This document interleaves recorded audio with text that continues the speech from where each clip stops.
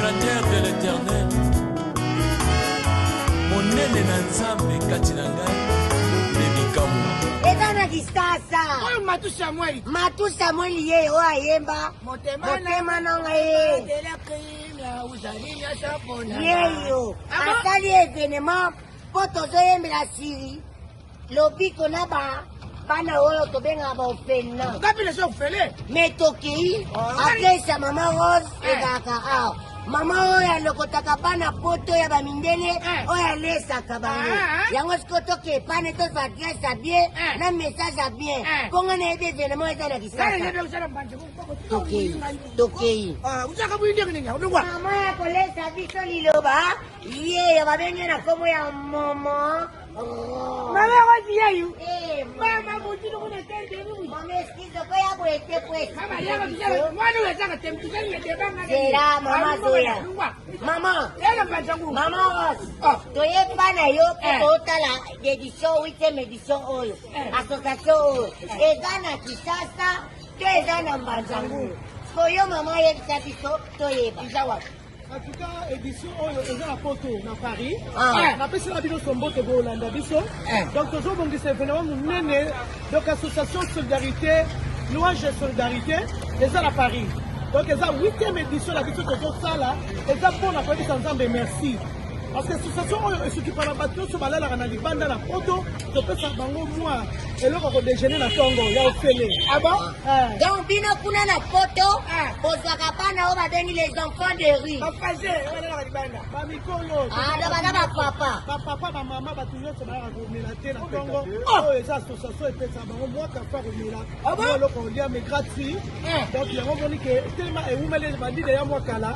Donc là tozo kosala événement monene le 16 janvier 2026. Donc il y a Bella na Argenteuil. Donc dans ce pays il y a Bella Bolanda biso. Vous voyez que tu as invité mon la Rosala biso pour ça papa ma Matu Samuel. Eh bien nalinga kae makati. Utina ngana sente mena kokate kwa molimo wa mosaka. Papa na ko sente na molimo wa Nzambe ya Kinzambe. Alors bien sûr banze molo sobino bolingaka. O mikabaki Yesu. O mikabaki Yesu.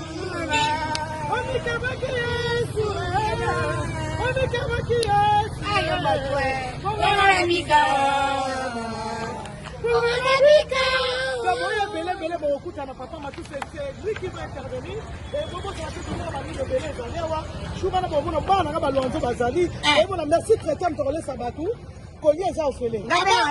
Oui, merci très de Madame Rose Kiangata. Azo solo la yemoko. Loboko na ya éternel mitokolamba. Kolowana, eza nango facilita. Eza 35 € pour participer. Pour la Kokota, eza la 35 € pour lire ofele. Boisson par contre pour consommer au fout dans même quelque chose. Ah bon? Il faut s'occuper des enfants de la rue. Merci madame. Motema ya Nzambe. En tout cas les jours ici, na pe kutofele mona balabala. Na kozana pagi na kekolia na ngai, na tonda na ngai, na la na mapona Matu Samuel. Na oembele ka nzembo na lingana mutema. Sécurité ton, non pitié et balader. C'était péroté comme temps. Oui, bon, dès que ça va que eloko no soki malingo ko moko sokola longité, maboko ese belé. En tout cas ba marraine basali, na ba marraine Chantal Wengela yo moko yebi. Bo umeli na kati eloko oyo. Bo umeli na kati association. Bo soko sala ko nza malingaka. Yebi no ko tema wala. Yo bo yebi mama ndala na ngai. Mama ndala sosé. Yo yebi ka mama ndala. Mon parti bi umela ma chérie. Toza mama Dorcas, toza mama Métis, Pauline, bino mo yebi ka mama. Ba marraine ya association oyo bo ko mama Janette. Toza mama Nanou Bisanga ma petite sœur. Mama Nadi, mama Nadette. Donc, vous savez, partie de suite de grâce, ma soeur chérie, Mireille Boaka, vous avez vu le moko, maman Jennifer, ma pasteur de Lazare, la Kacha Makambo, les hommes de Dieu, salut d'abord, mon apôtre Richard Karate qui sera là aussi, maman pasteur Cathy, Kalonda, Gamba, mon apôtre, maman prophétesse Sylvie, maman Pascaline, vous avez vu le moko, on est beaucoup, maman qui m'a dit, c'est pour Kota, maman, il y a une liste de moi, maman, Wemba, toi, béni, pasteur Toro, papa Nangaï, Paulin, évangéliste Paulin, soit béni, pasteur Patrick. Pasteur Elio, Vinonio Sotou, maman émérite, pasteur émérite, toi béni, papa John, mais papa, tu as la meilleure DJ Nabiso, Baby Moko Fondé, Souka, matraki wumela na biso mukwana to bina ka boy biso to zaka boy ka ayo inda mabela pai les 16 n'est pas monté c'est des billets 35 €.